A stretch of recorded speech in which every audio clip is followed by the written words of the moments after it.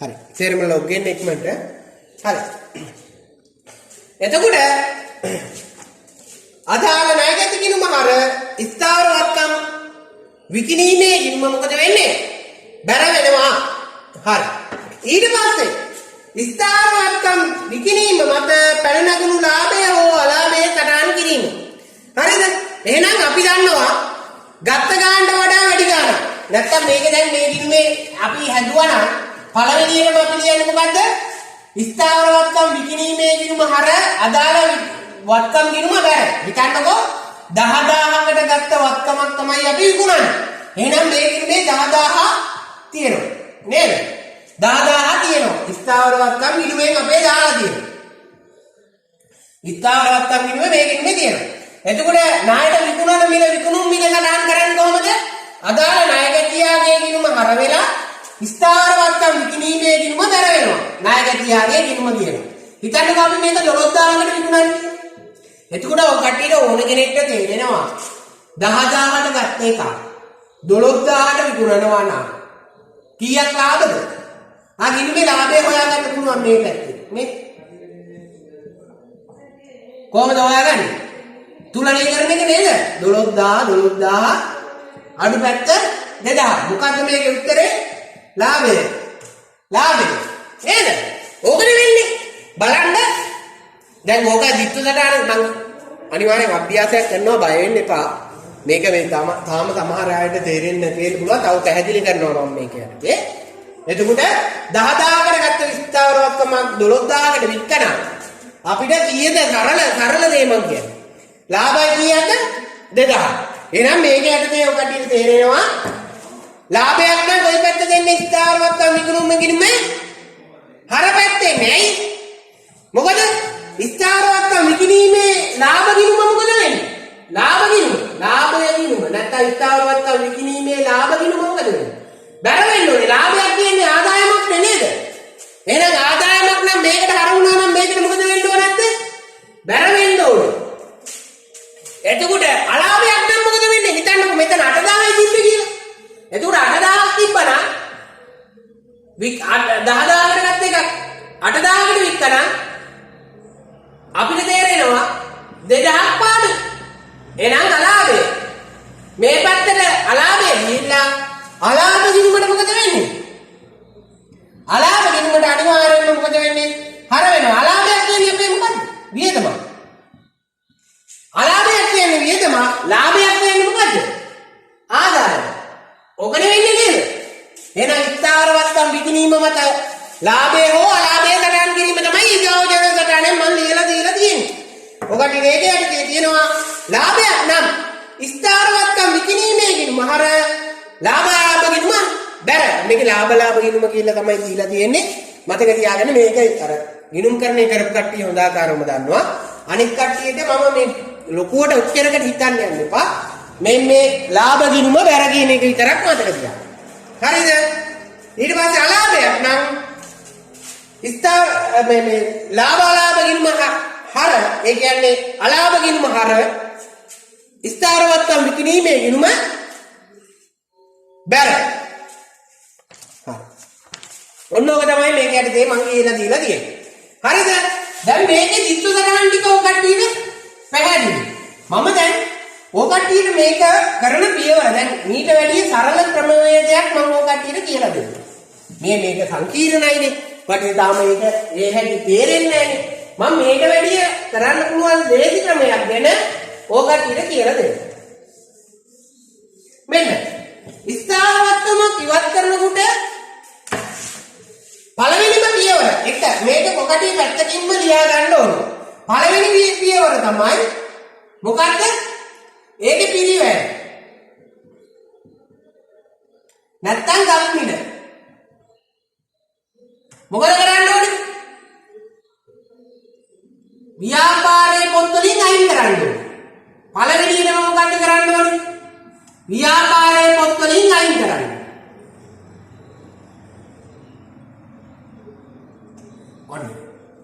ව්‍යාපාරයේ පොත් වලින් අයින් කිරීම. ඊගාවට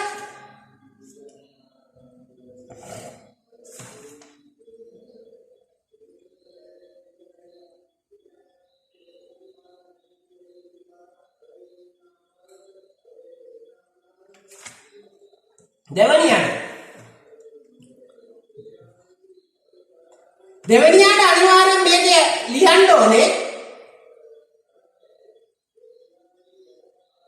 ඉවත් කරන වත්කමට අදාළ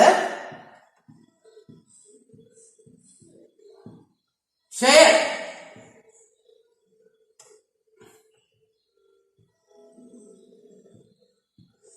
වියදම සටහන් කිරීම. දැන් මේකේ දීලා නැති එකක් තමයි මම මේ කටයුතු කරන්නේ. ෂය වියදම සටහන් කිරීම. 3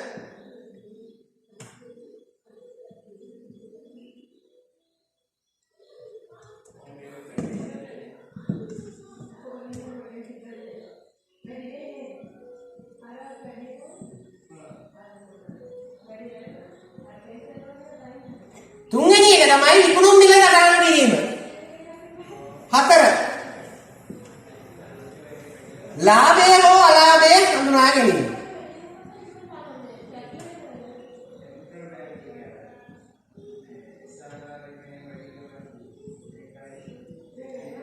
මෙන්න මේ පියවර ඔකට ඉන්නේ නැහැ. මේ දෙවෙනි පියවර ඔකට ඉන්නේ නැහැ. මතක තියාගන්න මේක ඉතාමත් වැදගත් පියවර. මේක අනිවාර්යෙන් ඕනම වත්කමක් භාවිත කරනකොට නැත්නම් ඉවත් කරනකොට සිද්ධ වෙන දෙයක්. අනිවාර්යෙන් මේක ෂය වියදම අයින් කරන්න ඕනේ. මොකද දැන් හිතන්න අපි දැන් තරලව තේරුම් ගන්න ඕන දෙයක් තමයි ස්ථාවර වත්කමක් ලක්ෂයකට අරගෙන ලක්ෂයකටම වික්කනම් ලාභයක් හෝ පාඩුවක් නෑ මචං කියලානේ කියන්නේ නේද? දැන් හිතන්නකෝ අපි මෝටර රථයක් ගන්නවා ලක්ෂයකට. ඒ ලක්ෂයකට ගන්න මෝටර රථය අපි ලක්ෂයකටම අවුරුද්දක් දෙකක් පාවිච්චි කරලා විකුණනවා. නේ? දෙකක් විතර පාවිච්චි කරලා විකුණනවා කියන එක කියන්නේ. එතකොට අපි කියනවා මොකද්ද? වැඩක් නැහැ බා. කිසිම ලාභයක් නැහැ. ලක්ෂයට ගත්තා ලක්ෂයටම විකුණා. ඒ උනාට අපි කල්පනා කරන්නේ නැති දෙයක් තමයි මොකද්ද? ඒ මෝටර රථය අපේ ව්‍යාපාරික කටයුත්ත සඳහා නැත්නම් අපේ ගමන් පහසුව සඳහා අපි භාවිතා කරේ නැද්ද? භාවිතා කරන්නේ. එහෙනම් භාවිතා කරා නම් ඒකේ අගේ අඩු වෙනවා කියන එක මම ඔයගොල්ලන්ට කලින් කිව්වා. එතකොට අපේ භාවිතා කිරීම පහසු කිරීම මත ඒකේ අගේ අඩුවීමක් වෙලා තියෙනවා. ඒක අගේ අඩුවීම මත අන්න ගත් මිලට වඩා ඒක පාවිච්චි කරන අගේ මොකද කරන්න ඕනේ? එන්න අඩු කරන්න ඕනේ. එහෙනම් මතක තියාගන්න ඒ වියදම අනිවාර්යෙන් සටහන් වෙලා තියෙන්න ඕනේ. අපිට ඔක ප්‍රායෝගිකව බැලුවට පේුම් නැති වුණාට ඇත්තම සිද්ධියේ විදියට අපි අරගත්ත ගානටම අවුරුදු දෙකකදී යම් කිසි වත්කමක් විකුණනවා නම් ඒ මත අපිට සිද්ධ වෙලා තියෙන්නේ ලාභයක්. ඇයි? පාවිච්චි කරලා තියෙනවා. පාවිච්චි කරලා ඒ ගානටම ලක්ෂයකට විකුණනවා කියන්නේ කොච්චර හොඳද නේ? හරි. එහෙනම් මතක තියාගන්න ෂය වීම අනිවාර්යෙන්ම සටහන් කරන්න ඕනේ. මේකෙදි නෑ මේක දීලා තියෙන්නේ මේකට අදාළ නැති හින්දා තමයි මේක දීලා නැත්තේ. මතක තියාගන්න අදාළ නැති හින්දා තමයි මේක දීලා නැත්තේ. ඒ වුණාට මේ වගේ පාර්ට් එකක් තියෙනවා කියන එක මතක තියාගන්න ඕනේ. මේක පියවර 4 මේ විදිහට ඔකටිය මතක තියාගන්න. මොකද ඉදිරියට යනකොට මේ පියවර 4 අනිවාර්යෙන්ම මට ඕන වෙනවා. මම මේක යටතේ පාඩමක් උගන්වනවා. ෂය වීම කියන පාඩමේ යටතේ මේකේ පාඩමක් උගන්වනවා. මේ පියවර 4 ඒක යටතේ සටහන් කරලා තියෙනවා. පළවෙනි පියවර මොකද්ද? ඒ ව්‍යාපාරයේ ඒ ඉවත් කරන වත්කමට අදාළ ගත්ත පිරිවැය නැත්තම් ගත් මිල මොකද කරන්න ඕනේ? ව්‍යාපාරයේ පොත් වලින් අයින් කරන්න ඕනේ. දෙවෙනි එක තමයි ඉවත් කරන වත්කමට අදාළ ෂය වියදම සටහන් කරන්න ඕනේ. ඊගාව එක තමයි විකුණුම් මිල සටහන් කිරීම. අනිත් එක තමයි ලාභය හෝ අලාභය සටහන් කිරීම. මේ දෙවෙනි පියවර ඔකට්ටියගේ සටහන් වෙලා නැහැ. මේ පියවර 3 විතරයි ඔකට්ටියගේ සටහන් වෙලා තියෙන්නේ. 1 3 4 කියන එක විතරයි. මම මේක වැඩි යමක් විදියට ඔකට්ටියට කරේ. මේ ෂය වියදම කියන එක අනිවාර්යෙන් ඔකට්ටිය සටහන් කරලා තියෙන්න ඕන. හරි. අපි බලමු මේක යටතේ අභ්‍යාසයක් කරන්න. මේක යටතේ අභ්‍යාසයක් කරන්න.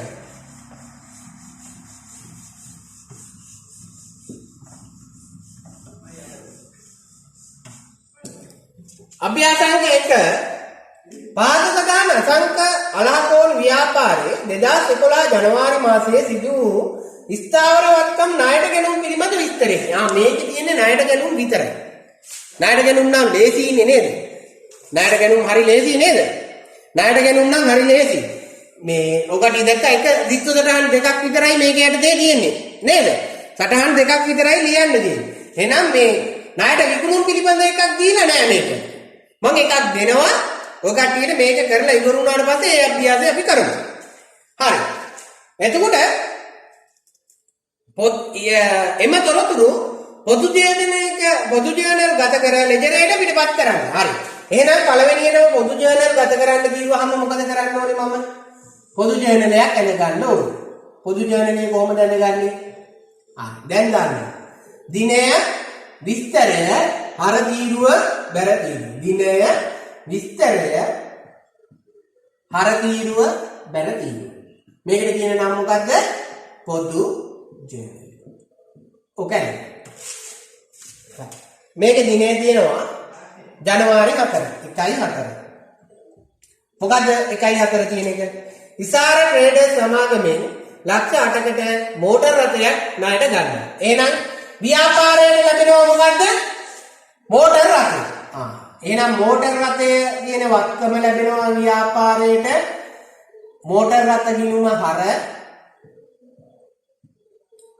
කාගෙන්ද අපි ගන්නෙ? ඉසාර ට්‍රේඩර්ස් වලට ව්‍යාපාරයේ ණයයි. ඉසාර ට්‍රේඩර්ස් ගිණුම පෙර කීයද? ලක්ෂ 8යි. එහෙනම් හර ලක්ෂ 8යි බැර ලක්ෂ 8යි. ඔකනේ වෙන්නේ. දැන් සංලක්ෂය කියන්නේ මොකද්ද? සංලක්ෂය කියනවා මොකද්ද? ඉසාර ට්‍රේඩර්ස් ගෙන් මොකද්ද කියන්නේ? රුපියල් ලක්ෂ 8ක මෝටර් රථයක් ණයට ගැනීම. ඕකනේ වෙන්නේ.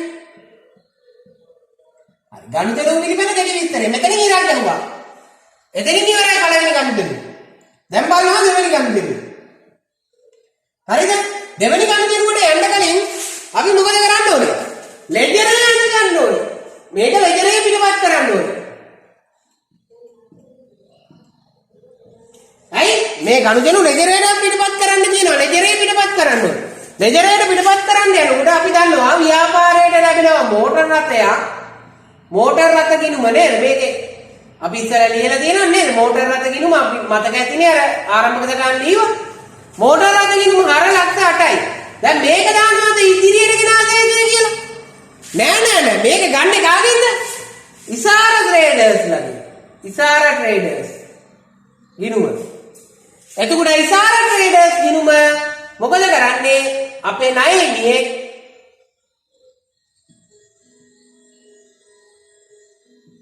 මොකද කරන්නේ? බැර කරනවා මෝටර් රථ කියලා කියන්නේ ලක්ෂ 8යි.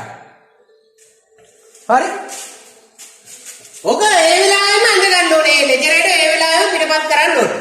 පේන්නේ නැත්නම් පොඩ්ඩක් බලාගන්න. හරි. ඒ වෙලාවෙම ඒක ඒ විදිහටම මේ හර වෙන ගිණුමට දැම්මා ලෙජරේ බර වෙන ගිණුමට ඒ අවස්ථාවේදීම අපි දානවා. ඊගාවට 1/14 නෙම්කෝ ඉන්ඩස්ට්‍රීස් වෙතින් රුපියල් 4,50,000කට කාර්යාල උපකරණ ණයට ගැනීම. කාගෙන්ද ගන්න? නෙම්කෝ ඉන්ඩස්ට්‍රීස් ගෙන් ණයට ගන්නවා 4,50,000ක් වටිනා කාර්යාල උපකරණ නේද? එහෙනම් අපි ව්‍යාපාරයට ලැබෙනවා කාර්යාල උපකරණ කියලා.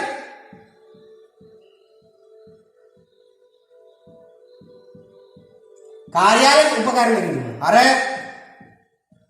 නෙම්කෝ ගිණුම කියලා මම ලියන්නම්. නෙම්කෝ ගිණුම මොකද වෙන්නේ? බැර කීයක්ද? 4,50,000. දැන් සංලක්ෂය ලියන්න ඕනේ මොකද්ද? දැන් ඔකට ඉතින් තේරෙන්න ඕනේ. නෙම්කෝ ට්‍රේඩර්ස් ගෙන් රුපියල් 4,50,000ක් වටිනා කාර්යාල උපකරණ ණයට ගැනීම. ඉලක්කෙන්ද එච්චර. තේරෙනවද? ඒක ලියලා ඉලක්ක. මොකද කරන්නේ? ලෙජරේට පිටපත් කරනවා. කාටද? කාර්යාල උපකරණ ගිණුම. එතකොට කාගෙන්ද? නෙම්කෝ ගිණුමෙන් 4,50,000යි. අර පැත්තේ ඉන්නේ. ඊට පස්සේ නෙම්කෝ ගිණුමක් අඳිනවා. බැර පැත්තේ කාර්යාල උපකරණ 4,50,000. හරිද? මේක මේ විදිහටම ලෙජරේට පිටපත් කරනවා. එච්චරයි. ඊගාවේ තුන්වෙනි එකත් ඉතින් ලේසියිනේ නේද? ආය අමුතුවෙන් කියන්න ඕනේ නැහැ නේ. 1.25.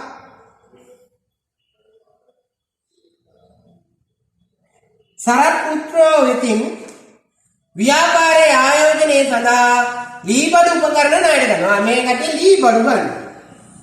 ලීබඩු ගිණුම මොකද වෙන්නේ? හර එක් කීයද? 12000යි. 1,20,000යි.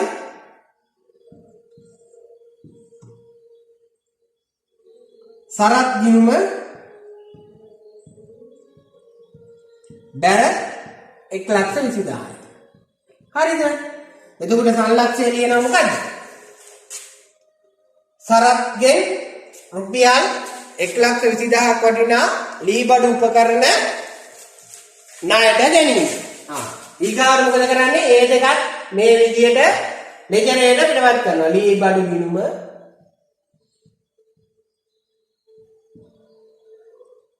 සරත්ගෙන් 1,20,000යි. සරත්ගේ ගිණුම ලීබඩු කියලා බැර පැත්තේ 1,20,000. හරි. එහෙනම් පොදු ඥානනය තුල කරන්නේ මේ ලියන එක විතරයි. ඒක ලියලා ඒ විදිහටම මොකද කරන්නේ? පිටපත් කරනවා. හරිද? මේකේ මේ අභ්‍යාසයේ තියෙන්නේ මොකද්ද? මතක තියාගන්න මේ අභ්‍යාසයේ තියෙන්නේ තනි කරම ගැනුම් විතර. විකුණුම් නැහැ. විකුණුම් එකක්වත් දාන්න මේකට අමතක වෙලා. එතකොට මම මේක දැන් ඔය කට්ටිය ලියාගෙන ඉවර ඇති කියලා මම හිතනවා. මේක තේරෙන්නේ නැති කියලා හිතනවා. ගැනුම් හරි ලේසියි. හරිද? මම මකන්නම්. විකුණුමක් අපි ලියා ගන්න. අභ්‍යාසයක් ලියා ගන්න. එකක් දෙන්නම්. එතකොට හරි ලේසි අපි බලමු එක ලියන විදිහ. හරි? අභ්‍යාසයක් දෙන්නම්. අපි ලියාගමු අමල් ව්‍යාපාරයේ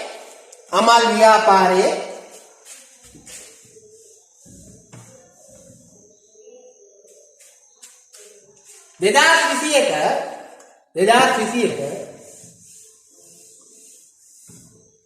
ජනවාරි මාසයේ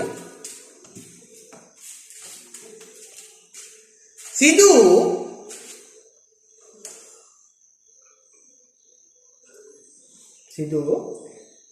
ස්ථාවරවත්කම් ණයට විකුණුම් පිළිබඳ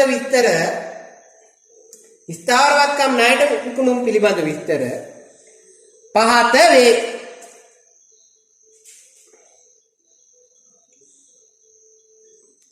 පහත වේ. ලියාගන්න ජනවාරි 10 1.10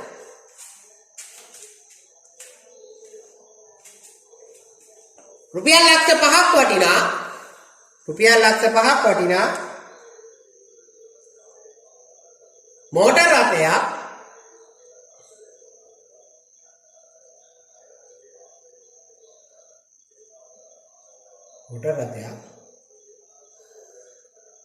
කමල්ට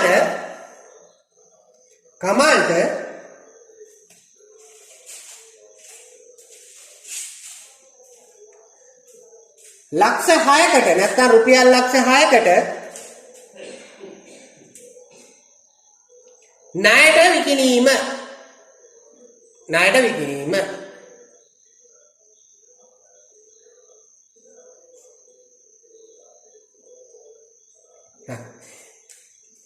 දෙවෙනි ගනුදෙනුව 1.25 1.25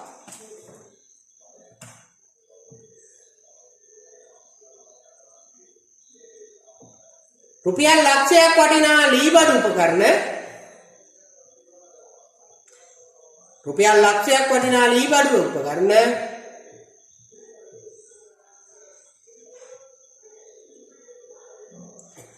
අරුණ වෙත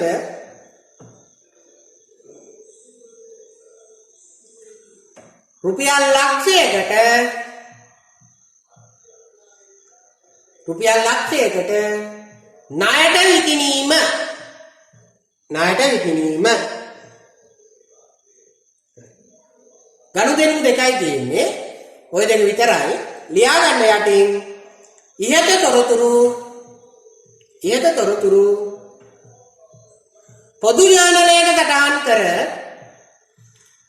පොදු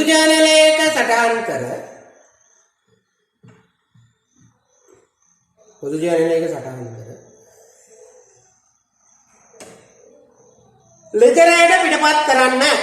ලෙජරයට පිටපත් කරන්න හරි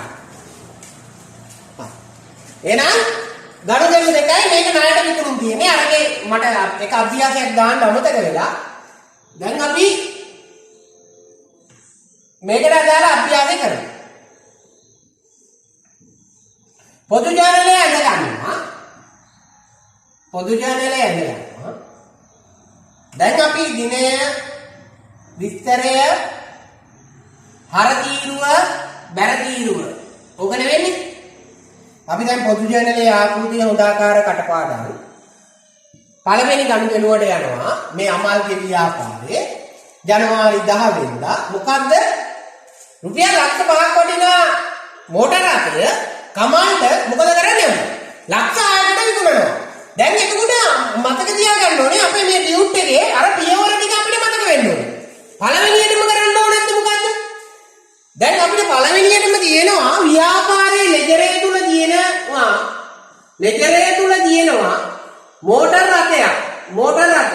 මෝටර රථයක් තියෙනවා මෝටර රථ ගිණුමක් තියෙනවා මේකේ වටිනාකම කීයක් තියෙන්නේ ලක්ෂ 5ක එකක් තමයි තියෙන්නේ ඒක මොකද කරන්නේ අපි හිතමු මේ මම මේක නිකන් දැම්මේ හරිද ලක්ෂ 5ක එකක් තියෙන්නේ අපි මොකද කරන්නේ ඒක කමායට විකුණනවනේ ඒක කමායට විකුණනකොට පළවෙනි පියවර තමයි ඒ ඉවත් කරන නැත්තම් විකුණන මෝටර රථයේ පිරිවැය විකුණුම් ගිණුමකට මාරු කරන්න ඕන.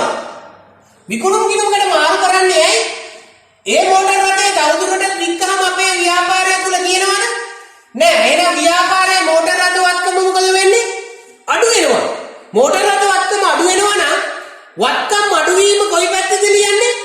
බැර පැත්තේ තමයි ලියන්නේ. එහෙනම් අදාළ වත්කම් ගිණුමේ නැත්නම් අදාළ මෝටර රථ ගිණුමේ බැර පැත්තේ ලියන්නේ. අපි ඉස්සලා කතා වුණා අපි මේ විකුණනකොට පොඩි ගැටලුවක් තියෙනවා ඒක විකුණනකොට මොකද්ද වෙන්නේ ඒක විකුණුම මත ලාභයක් හෝ අලාභයක් ව්‍යාපාරයට සිදු වෙනවා එහෙනම් ඒ අලාභය හෝ ලාභය හොයා ගන්න ඕනේ ඒක සඳහා අපි හදනවා తాවකාලික ගිණුමක් ඒ తాවකාලික ගිණුමට කියන නම තමයි මොකද්ද විකුණුම් ගිණුම එහෙනම් අපි මේකට ලියනවා මෝටර රථ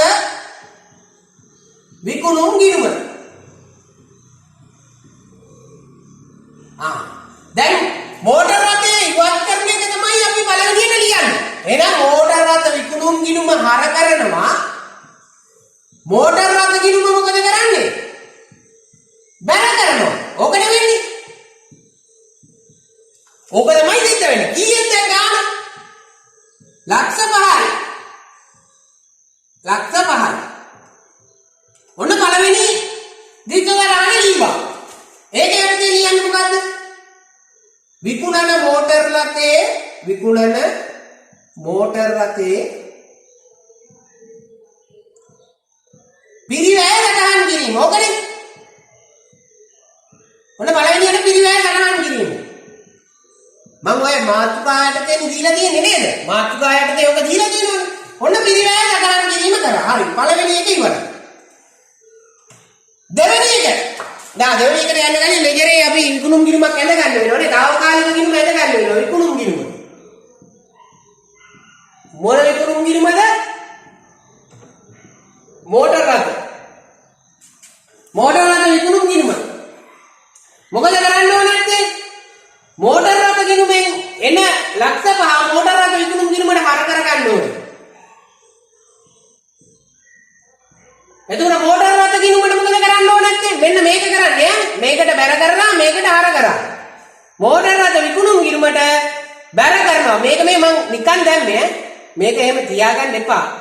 මේක දාගන්න ඕනේ නැහැ. සමහර වෙලාවට මේ ව්‍යාපාරේ මෝටර් රථ තව ඊට වැඩිය තියෙන්න පුළුවන්. එහෙනම් මොකද්ද කරේ? මෝටර් රථ ගිණුම බැර කරා.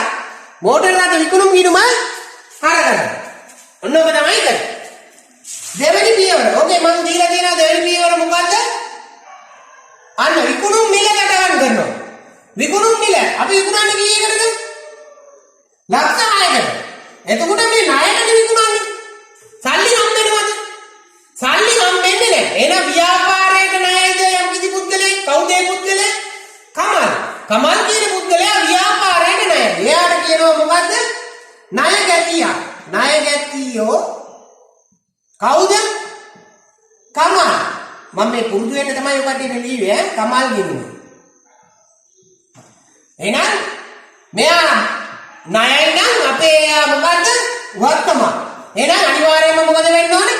හර වෙන්නම ඕනේ. එහෙනම් හර වෙන්න ඕනේ කීයක්ද? මෙයාට විකුණන්නේ මේක ලක්ෂ 6කට. ණයගතියා කමල් ගිණුම හර ලක්ෂ 6යි. දැන් අපි මේක බැර කරන්නේ කොහෙද? විකුණුම් මිල සටහන් කරනකොට අර ලාභය හා අලාභය හොයන తాවකාලික ගිණුමට. මොකක්ද ඒ తాවකාලික ගිණුමේ නම? මෝටර් රථ විකුණුම් ගිණුම. ඕකනේ.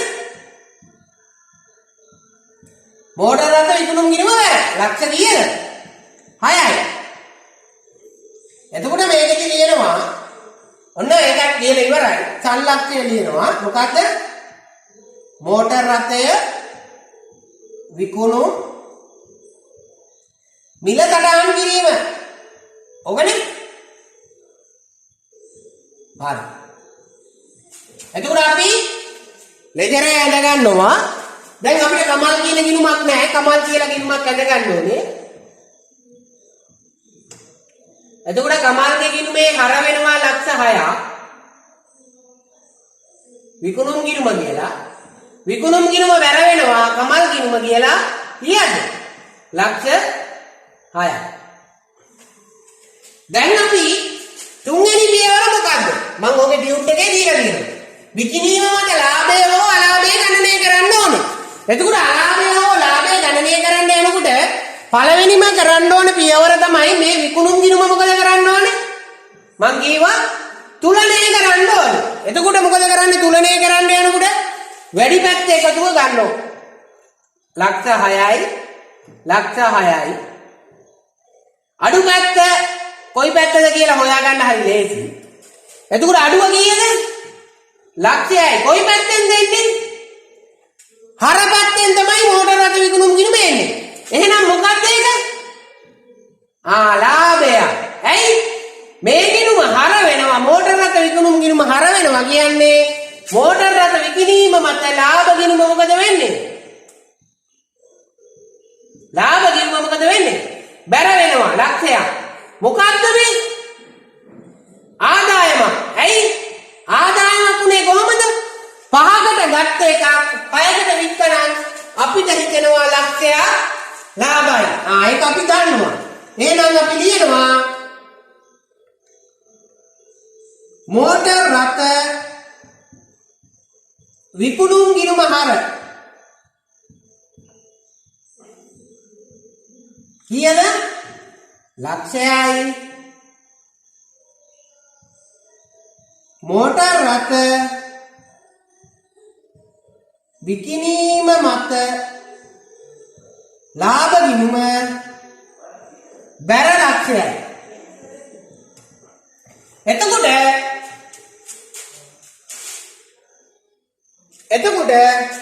සල්ලක්ෂය ලියනවා මොකද්ද? මෝටර් රථ විකිණීම මත ලාභය සටහන් කිරීම. තමයි සංලක්ෂය. ඔන්න. ගනුදෙනුව ඉවරයි. පළවෙනි ගනුදෙනුව ඉවරයි. නේද? පළවෙනි ගනුදෙනුව ඉවරයි. දැන් ඔය විදිහට තමයි මේක කරන්න ඕනේ. හරිද? මේ විදිහට තමයි 1.10 මේ ව්‍යාපාරේ කමල්ට වික්ක ලක්ෂ 6ක් වටිනා මෝටර් රථේ අපේ සටහන් ටික ලියනවා. තේරුණාද? මට මේකේ අභ්‍යාසයක් දෙන්න බෑ. ඒකින්ද ඉතුරු එක 1.25 අර අරුණට විකුණන 1,50,000 වටිනාකම සටහන් වෙලා තියෙන ඔව් 1,50,000කට ගත්ත ලීබඩු ලක්ෂයකට විකුණනවා. ඒ විකුණන සටහන පොදු ජනලයට ඔය කට්ටිය ඇඳලා මට ලබන සතියේ එවන්න ඕනේ. ඒ කියන්නේ ඔය කට්ටිය හදලා එතකොට තමයි මම තේරුම් ගන්නේ ඔය කට්ටිය මේක තේරුම් ගන්න තියෙනවද කියලා. මට ඒක හදලා ඔය කට්ටිය මට ෆෝවර්ඩ් කරන්න. මේ විදිහට තමයි ඒක හදන්න ඕනේ. ඒකේ ඉන්නේ ලාභයක්ද අලාභයක්ද කියලා බැලුව බැලමට දැනටත් ඕනම කෙනෙක්ට තේරෙයි. නේද? එතකොට කොහොමද විය යුත්තේ විත්තරදාන කියලා ඔය කට්ටිය දැනට ඔළුවෙන් හදාගෙන ඇති.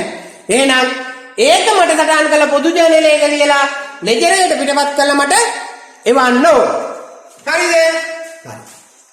ඔන්න ඔය විදිහට තමයි අපේ පොදු ජනලයේ සටහන් කරන දෙවෙනි ගනුදෙනුව ඉවර වෙන්නේ.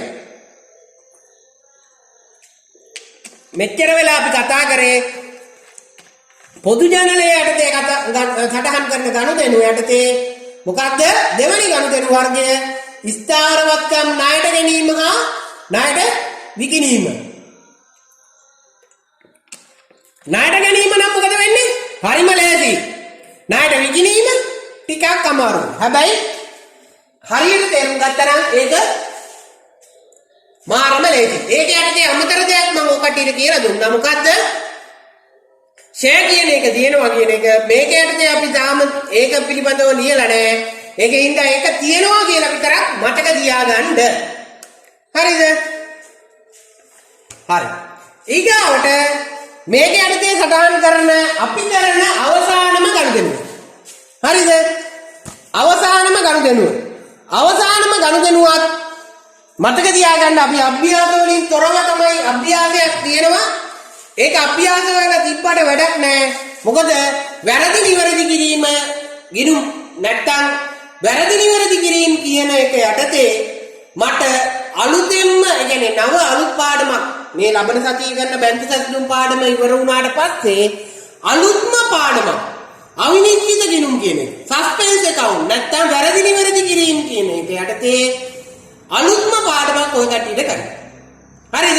එහෙනම් අලුත්ම පාඩමක් කරනවා වැරදි නිවැරදි කිරීම ලියන්නේ කොහෙද? පොදු ජර්නලයට. බලමු අපි මේකේ පොඩ්ඩක් කියවලා තියෙන ටික කියවමු. අභ්‍යාසය කරන්න අවශ්‍යම නැහැ. තේරෙන කෙනෙක් ඉන්නවා නම් ලිය කරලා එව්වට ගැටලුවක් නැහැ. මේක නොකරුවා කියලා ගැටලුවක් ඇති වෙන්නේ නැහැ. මොකද බැංකු සැලසුම් වලින් පස්සේ මම මේ පාඩම නැවත වාරයක් ඔය කට්ටියට කරනවා. මේ පාඩම කියන්නේ මේ වැරදි නිවැරදි කිරීම කියන එක. ඒකට කියන ලස්සන වචනේ තමයි ගිනුම් කරන්නේ අවිනිශ්චිත ගිනුම් සකස් කිරීම. අවිනිශ්චිත ගිනුම්. ඒක අනිවාර්යයෙන්ම හැම පේපර් එකකම එනවා. ඒකින්ද ඒක අලුත් පාඩමක්.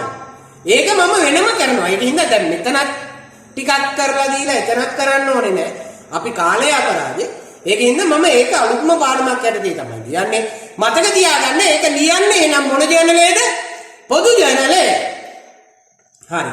අපි බලමු මේක ලියලා තියෙන එක ව්‍යාපාරයක් තුළ සිදුවන ගනුදෙනු මූලික පොත්වල හා ලෙජර් ගිණුම් වල සටහන් කිරීමේදී සිදුවිය හැකි විවිධ වැරදි නිවැරදි කිරීම සඳහා පොදු ජර්නලයේ ඇතුළත් කරන සටහන් වැරදි නිවැරදි කිරීමේ සටහන් කියලා තමයි කියන්නේ. අපි අර කියපු දෙන්නේ නේද? වැරදි නිවැරදි කිරීම කරන්නේ මොකේද? පොදු ජර්නලයේ තුල. හර වෙන්නේ මොකද්ද? වැර වෙන්නේ මොකද්ද? මොකද්ද වැරද්ද කියන සංලක්ෂය ලියන එක තමයි යෝගලයටදී කරන්නේ. ඊට පස්සේ මේකේ අභ්‍යාසයක් තියෙනවා. ඒ අභ්‍යාසය කරන්නම ඕනේ නැහැ. මේකේ බලන්න එකක් මොකද්ද වෙලා තියෙන්නේ කියලා. රුපියල් 1500ක ගොඩනැගිලි අලුත් කැඩියා කිරීමේ වියදමක් ගොඩනැගිලි ගිණුමට අර කරලා තියෙනවා. එතකොට ඔය කට්ටිය මේක නිකන් සමහර වෙලාවට මේ දැම්ම තේරුම් ගන්න යන්න එපා. හරිද? දැන් රුපියල් 1,50,000ක් දීලා මේ sorry 1500ක් දීලා ගොඩනැගිල්ලේ අලුත් කැඩියාවක් කරාම ඒක ගොඩනැගිලි ගිණුමට දාලා හරියයිද කියන එක පොඩ්ඩක් කල්පනා කරන්න ඕනේ නේද? අලුත් කැඩියාව වෙනයි ගොඩනැගිල්ල මිලට ගන්න එක වෙනයි. දැන් ගොඩනැගිල්ල 1500කට මිලට ගත්තා නෙමෙයි නේද? නේ ගොඩනැගිල්ල වටිනාකම ඊට ආත්පසින්ම වෙනස්. ඒකට මේ අලුත් කැඩියාව වියදම එකතු කරන්න පුළුවන්ද කියන එක ගිණුම් කරන එක්තරා තියරියක් තියෙනවා. ඔය කට්ටිය සමහර කට්ටිය ගිණුම් කරන්නේ කරපු කට්ටිය මේක දන්නවා. මොකද්ද තියරිය? අර ප්‍රාග්ධන වියදමක් අයබාර වියදමක් විදියට ගණන් කිරීම කියන තියරිය තමයි මේකෙදි තියෙන්නේ. මම කිව්වා ඔය කට්ටියට අලුත්ම පාඩමක් කියනවා. වැරදි නිවැරදි කිරීම කියලා. ඒක යටතේ මම ඔය කට්ටියට මේක කියලා දෙනවා. හරිද?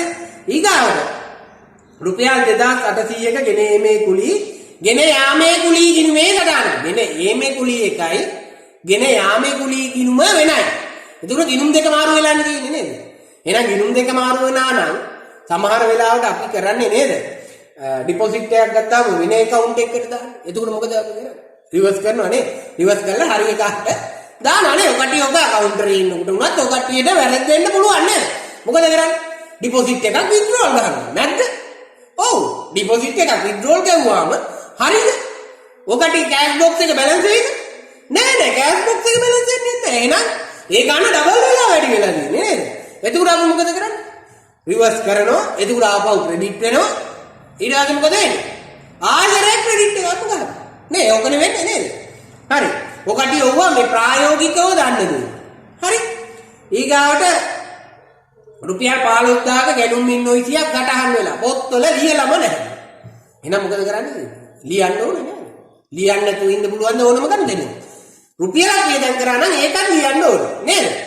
ඊට පස්සේ රුපියල් 1200ක වැටුප් ගෙවීම පොත්වල වාර්තා වී ඇත්තේ 120ක් වෙනවා. අපේ අතින් බහුලව වෙන එකක් නේද? නේද? අපේ අතින් බහුලව වෙන්නේ දෙයක්. ලියන ගාන වෙනයි ඇත්ත ගාන වෙනයි. ඕකනේ වෙන්නේ නේද? ඒ වගේ වැරදිනේ මේ කියලා තියෙන්නේ නේද? ඒව නිවැරදි කරන්න තමයි අපි මොකද්ද භාවිතා කරන්නේ? පොදු ජර්නලේ. මම ඒක තමයි කිව්වේ අර ඇඩ්ජස්ට්මන්ට් බුක් එකක් තියෙනවා කියන්නේ. තේරෙනවද? හරි. මේ කියන අභ්‍යාසය ඔකට පුළුවන් කට්ටිය ඉන්නවා නම් කරලා ඉවරන්න. බැරි කට්ටිය ගැටලුවක් ඇති කරගන්න එපා. ඔය කට්ටියට මම මේක අනිවාර්යයෙන්ම මොකද්ද කරන්නේ? මේ පාඩම අමුතුවෙන්ම වැරදි නිවැරදි කිරීම කියන පාඩමක් තියෙනවා. ඒක යටතේ මේක කරනවා. හරිද? ගිණුම් කරන්නේ කරපු කට්ටිය මේක පුළුවන් කියලා හිතන අය සමහර වෙලාවට කරන්න try කරන කට්ටිය ඉන්නවා නම් මේක මට හදලා එවන්න. හරි. පොදු ජනලේ භාවිතා කරන්න තියෙනවා. හරි. ඔන්න ඔය කියන මාතෘකාව යටතේ තමයි තව සුවල්ප මොහොතකින් මේක කට් වෙන්න පුළුවන් ආයතරයක් ලොබ් වෙන්න. හරි. ඔය කියන මාතෘකාව යටතේ විතරයි මම පොදු ජනලේ සටහන් කරන ගනුදෙනු සටහන් කරන්නේ. ගැලපුම් සටහන් මාරු සටහන් පියවීමේ සටහන් මම කරන්නේ නැහැ. මොකද ඒක කටියට ලොකු බරක් ඇති වෙන දෙයක්. අපිට අවශ්‍ය වෙන දේ විතරයි මම කරේ. මේ ටික දැනගත්තාම පොදු ජනලේ යටතේ ප්‍රමාණවත්. පොදු ජනලේ ලියන්නේ මොනවද කියන එක දැන් ඔය කට්ටිය දන්නවා. මොකද්ද ලියන්නේ? මේ වගේ හර කරන්නේ බැර කරන්නේ මොන කිනුමටද කියලා ලියන එක. ලියන්නේ එහෙනම් මොනවද ඒව? දිත්ත සටහන් නේද? එහෙනම් දිත්ත සටහන් ලියන්න කීව ගම ඕනම ගානක ඕනම ගනුදෙනුවක දිත්ත සටහන ලියන්න කීවනම් ඔය කට්ටිය අඳින්නේ මොකද්ද? පොදු ජනලේ. අනිවාර්යෙන් දිත්ත සටහන් ලියන්න කීවනම් අඳින්න ඕනත්තේ මොකද්ද? පොදු ජනලයක්. ඔය කට්ටිය ඉස්සරහට යනකොට මම මේක පුනා කියනවා. හරිද?